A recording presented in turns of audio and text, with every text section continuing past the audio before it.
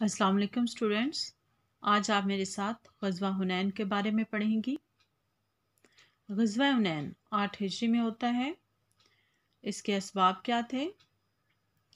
فتح مکہ ہو گیا تو سارے عرب سے کفر و شرک کا زور ٹوٹ گیا۔ مشرک قبائل لات منات اور عزا کے ٹوٹ جانے کے بعد اس حقیقت سے آگاہ ہو چکے تھے کہ پتھر کے بت نہ اپنا کچھ سنوار سکتے ہیں اور نہ ہی ان کی امداد پر قادر ہیں۔ تاہم بعض قبائل ایسے بھی تھے جن پر اس واقعے کا الٹا اثر ہوا۔ اس میں طائف اور حنین کے علاقے میں بسنے والے بنو ثقیف اور بنو حوازن بھی شامل تھے۔ ان قبائل کی اسلام دشمنی بہت پرانی تھی۔ تجارت پیشہ ہونے کی وجہ سے کافی خوشحال تھے۔ طائف کے گرد و نواح میں زراعت بھی ہوتی تھی۔ زمین کی زرخیزی نے انہیں مالدار بنا دیا تھا۔ راجہ یہ قبائل بہت مغرور تھے۔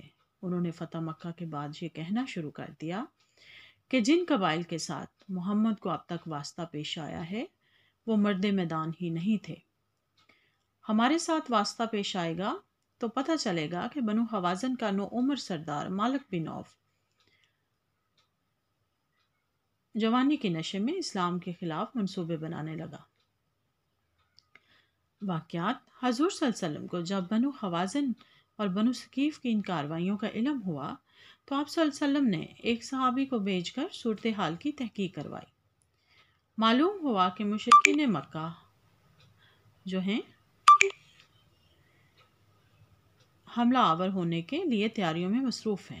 چنانچہ حضرت صلی اللہ علیہ وسلم نے حنین کی طرف بڑھنے کا حکم صادر فرمایا۔ 12,000 افراد پر مشتمل یہ لشکر، جس میں 2,000 قریش مکہ بھی شامل تھے، حنین کی طرف روانہ ہوا۔ بنو حوازن نے مسلمانوں کے پہنچنے سے پہلے ہی اپنے آدمی کمین گاہوں میں چھپا رکھے تھے۔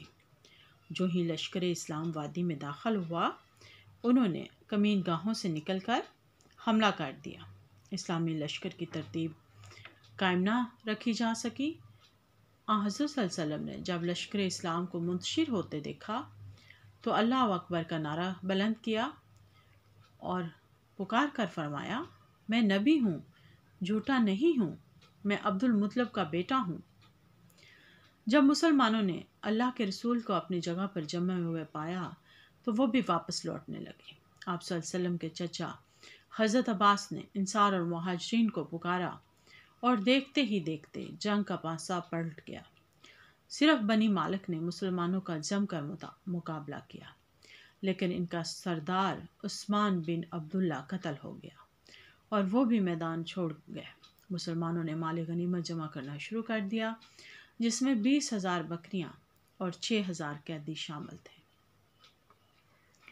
بنو حوازن کا تعاقب: بنو حوازن میں سے ایک گروہ ہزاروں کی تعداد میں اوتاس کے کھجوروں کے ایک باغ میں جمع ہو گیا۔ حضرت صلی اللہ علیہ وسلم نے ابو عامر اشرا کو ان کے خاتمے کے لیے روانہ کیا۔ ابو عامر نے حملہ کیا تو انہوں نے تیر برسائے۔ ابو عامر ایک تیر سے شہید ہو گئے۔ کمان ان کے بھتیجے ابو موسیٰ اشرا نے سنبھال لی۔ اب مشرکین نے باغ چھوڑ کر کھڑے ہو گئے۔ مسلمانوں نے انہیں گھیر گھار کر مارا۔ بنو حوازن کے تقریباً سبھی آدمی قتل ہو گئے۔ حنین کی شکست خوردہ فوج کا ایک حصہ طائف پہنچا۔ رسد اور اسلحہ جمع کر کے قلعہ بند ہو گیا۔ حضرت دشمن کا تعاقب کرتے ہوئے طائف پہنچے اور قلعہ کا محاصرہ کر لیا۔ اہل طائف نے قلعہ سے تیر اور پتھر برسانے شروع کیے تو ان کے جواب میں اسلامی لشکر نے بھی سنگ باری کی۔ آپ صلی اللہ علیہ وسلم نے محاصرے کو طول دینا مناسب نہ سمجھا اور دشمن پر معاشی دباؤ ڈالنے کے لیے طائف کے باہر باغات کٹوا ڈالے۔ یہ گویا انہیں اس بات کا احساس کروانا تھا کہ اسلام دشمنی کی یہ روش ان کی ساری خوشحالی کو برباد کر سکتی ہے۔ طائف کے گرد و نواح کے قبائل مسلمان ہو گئے اور آپ صلی اللہ علیہ وسلم نے قلعہ کا محاصرہ ترک کر دیا۔ مال غنیمت کی تقسیم: طائف سے جب آپ جرانہ پہنچے تو آپ نے مال غنیمت کو تقسیم فرمایا۔ کافی دن تک جنگی قیدیوں کے لیے فدیے کا انتظار کیا گیا، بالآخر ان کو بھی تقسیم کر ڈالا گیا۔ اس تقسیم میں آپ نے مکہ کے قریشی نو مسلموں کو انصار و مہاجرین میں سے کہیں زیادہ حصہ دیا۔ اس کا مقصد तालीफ़ कल्ब के सिवा कुछ न था। लेकिन नौजवान अंसारी मुसलमानों को ये बात पसंद ना आई। उन्होंने इस पर तल्ख तबसरे किए।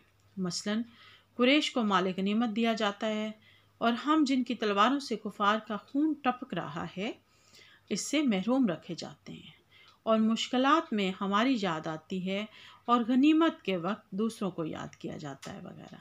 जब ये तबसरे नबी अकरम सल्लल्लाहु अलैहि वसल्लम तक पहुँचे तो आप सल्लल्लाहु अलैहि वसल्लम ने इंसार को तलब किया और फरमाया, क्या ये सच नहीं है कि तुम गुमराह थे, खुदा ने मेरे ज़रिए से तुम्हें हदायत बख्शी, तुम मुंतशिर और परागंदा थे, खुदा ने मेरे ज़रिए से तुम्हें दौलतमंद बनाया। इंसार ने जवाब दिया, बेशक खुदा और रसूल का एहसान सबसे बढ़कर है। आपने फरमाया, नहीं, तुम ये जवाब दो कि मोहम्मद सल्लल्लाहु अलैहि वसल्लम, जिस वक्त लोगों ने तुम्हें झुटलाया हमने तेरी तस्दीक की, जब लोगों ने तुझको छोड़ दिया हमने तुमको पनाह दी, तो अपने यहाँ से मुफलस आया था, हमने हर तरह तेरी मदद की। तुम ये कहते जाओ और मैं कहता जाऊंगा, हाँ तुम सच कहते हो, लेकिन क्या तुम्हें ये पसंद नहीं कि लोग ऊंट और बकरियां लेकर जाएं और तुम मोहम्मद को लेकर अपने घर जाओ?